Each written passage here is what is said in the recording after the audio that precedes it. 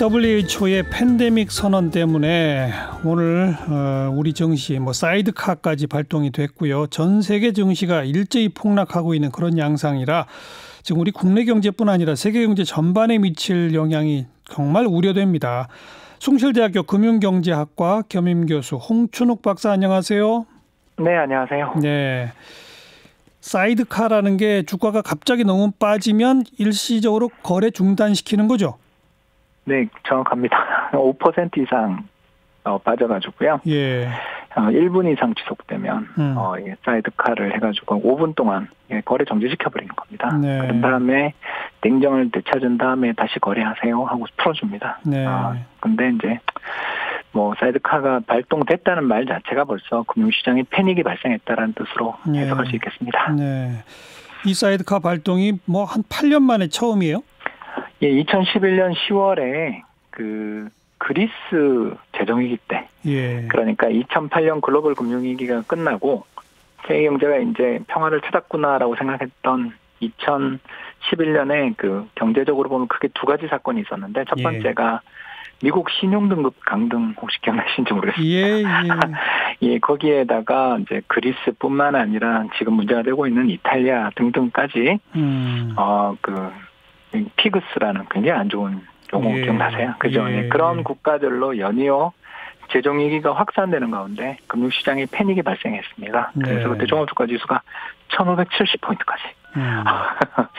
지금보다 그때가 이제 하락폭은 더 컸는데요. 그때는 아무래도 금융위기 지난 지 불과 3, 4년 차 정도밖에 안 됐던 타이밍이라 그렇죠. 투자자들이 좀 공포에 질려 있었던 시기라면, 지금은 금융위기 이후 이제 11년 또는 기준에 따라서는 12년이 지난 상황에서 벌어진 일이기 때문에 이게 새로운 불황이 오는 거 아닌가, 위기가 오는 거 아닌가 하는 공포가 반영됐다고 볼 수 있겠습니다. 우리나라 증시만이 아니죠. 지금 아시아권으로 치면 일본, 홍콩 이쪽 어떻고요? 미국, 유럽 어떻습니까, 대체로? 네, 이게 오늘 우리만 이렇게 좀 빠졌으면 차라리 한국만 좀 이렇게 냉정을 찾으면 된다 이렇게 얘기하겠는데, 닉케이 지수라고 일본 지수가 있습니다. 이게 마이너스 4.4%. 그리고 홍콩의 항생지수, 여기가 마이너스 3.66%. 그리고 이제 지금 영국이 개장했는데 마이너스 5.75%. 프랑스는 마이너스 6.46% 정도로 개장을 하고 있습니다. 그러니까 전날 미국 다우지수가 5.8% 빠진 거 대비해서 아시아장은 그래도 우리도 많이 빠졌지만 낙폭이 조금 줄었다 싶었는데 다시 유럽에서 더 좀 확산되는 분위기다, 이렇게 말씀을 드릴 수가 있겠습니다. 우리 기준으로 치면 유럽, 미국 다 사이드카 발동이네요, 그죠? 예, 아예 그냥 시작하자마자 사이드카라고 볼 수 있는 상황이죠.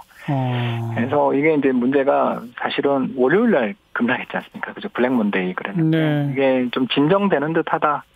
다시 이렇게 금융시장이 출렁거리고 또 공포가 확산되는 징후를 보이게 되니까 투자자들 입장에서 이제 미국에서 많이 빠졌네 하고 우리가 빠지고, 또 한국에서 많이 빠지니까 유럽은 또 요새 확진자 수도 급증하잖아요. 그러면서 미국으로 이게 자꾸 매일매일 전날 다른 나라 빠지는 게 뭐야 이렇게 사람들이 관심을 가지면서 이게 뉴스에 검색량도 늘리고 공포감도 늘리고, 또 누구는 좀 막아주겠거니 했는데 실망이야. 이렇게 평가가 이렇게 나와버리면 순식간에 사람들이 캐스케이드 이펙트라고 저희가 부르는데요. 이 폭포 효과, 정보의 폭포 효과라고 부르는데 간단합니다. 지금 본인들 개개인이 다 들고 있는 정보가 정확한 정보라 하더라도 이게 믿을 수가 없잖아요. 지금. 그렇죠. 나보다 더 잘하는 사람이 있을까 이렇게 생각될 때 그냥 다른 사람의 목소리 또는 뉴스에서 보도되는 것에 그냥 다 의지하려는. 그러니까 지금 내가 예를 들어서 어떤 회사가 굉장히 좋은 실적을 기록할 거라는 걸 알고 있어. 그러면 이 회사를 사야 되잖아요. 그런 정보는 다 폭포 소리에 묻혀버리는. 그러면서 사람들의 행동이 주가를 끌어내리며 그걸 또 사람들이 받아들이게 되는 거죠. 그럼 이게 단지 오늘 하루의 전 세계적 폭락으로 끝나는 게 아닐 수도 있다는 거죠? 네, 그렇습니다. 바닥이 아직 한참 멀었을 수도 있다는 거죠? 이제 중국처럼 이렇게 승리 선언할 수 있는 날이 오면 좋아지겠죠. 그런데 아직은 투자자들이 지금 제일 불안한 게 중국 쪽에 확진자 줄었다는 게 정말 사실인가?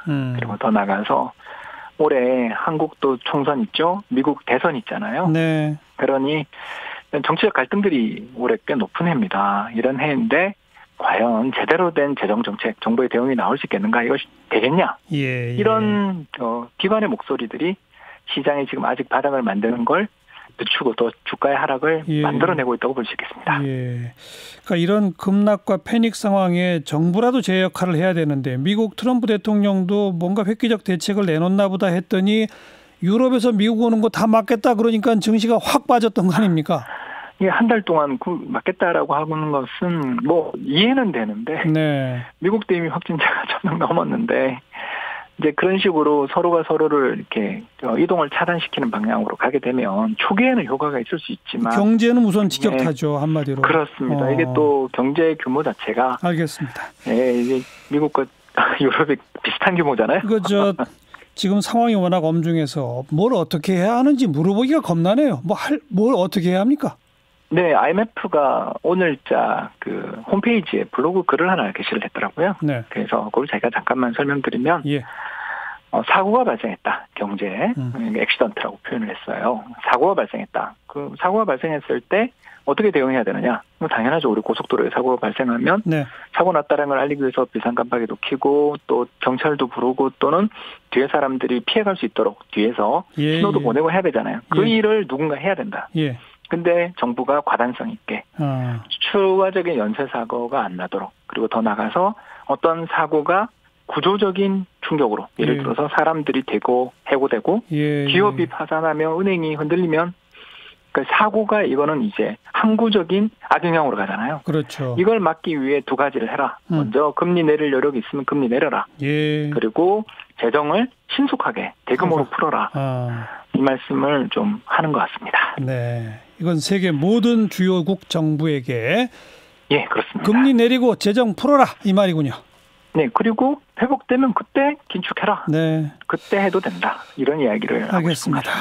숭실대 금융경제학과 겸임교수 홍춘욱 박사 고맙습니다. 감사합니다.